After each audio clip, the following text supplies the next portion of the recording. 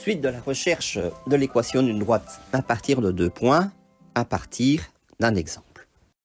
Je vais donc prendre comme exemple le premier exercice du syllabus, où on vous donne comme point 1, 2, le point numéro 1, et vous avez le point numéro 2, 5, 1. Notez que la place est tout à fait interchangeable. Rien ne vous empêche d'appeler le point 1, 2, le point P2, et le point 5, 1, le point P1, ça n'a aucune importance, ça marche dans les deux sens. Je vais donc rechercher le résultat de l'équation de cette droite.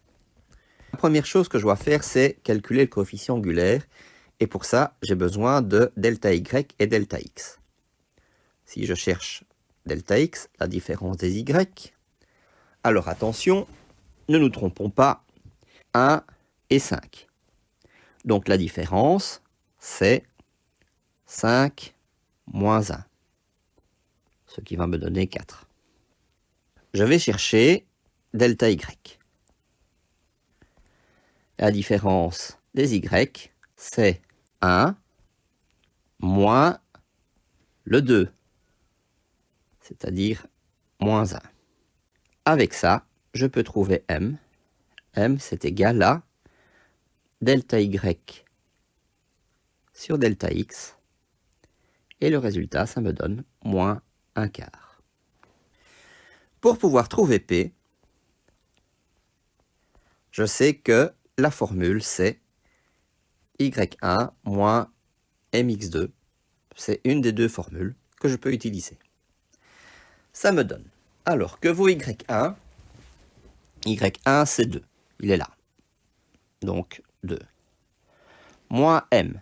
M c'est moins 1/4.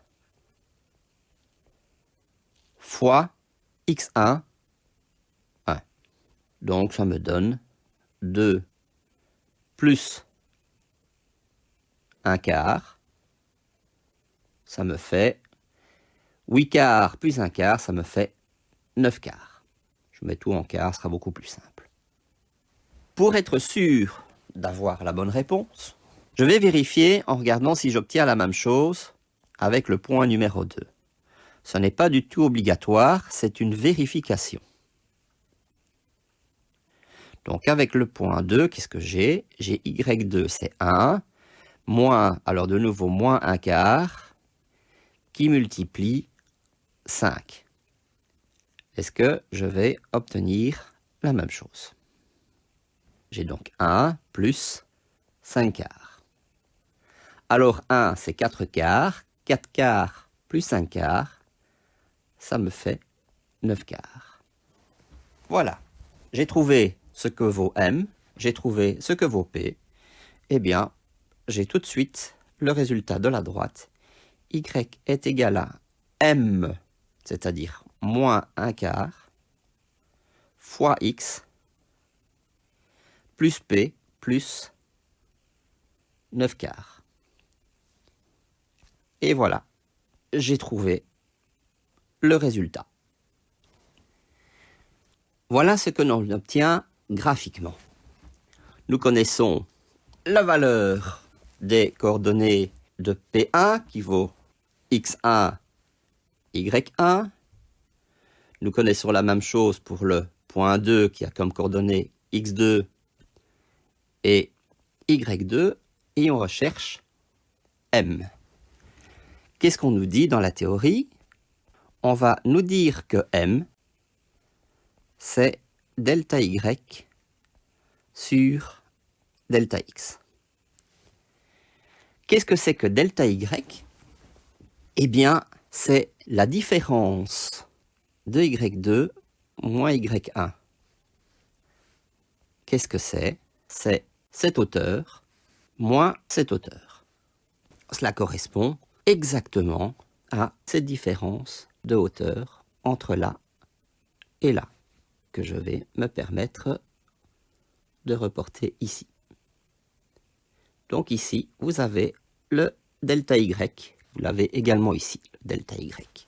Pour le delta x, c'est la même chose, c'est donc cette longueur moins cette longueur, c'est-à-dire cet espace que vous avez ici et que vous retrouvez ici un peu plus haut également. Donc nous avons le delta x qui se trouve là, le delta x qui se trouve ici. Eh bien, vous voyez que le delta y sur le delta x, ça correspond bien au coefficient angulaire. En effet, si le delta x valait 1, eh bien, vous monteriez d'une valeur de delta y. Voilà pour le coefficient angulaire. Donc le delta x, je ne l'ai pas noté. Voilà.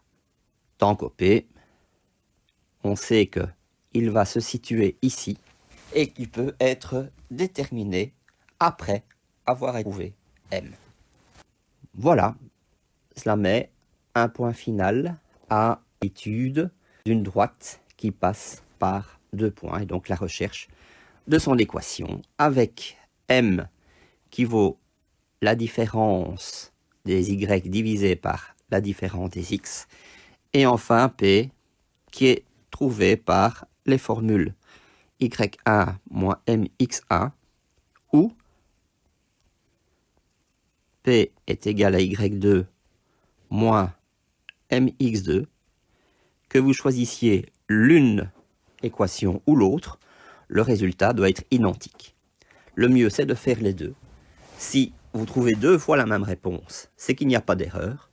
Si vous trouvez 2 réponses différentes, c'est que vous êtes trompé quelque part.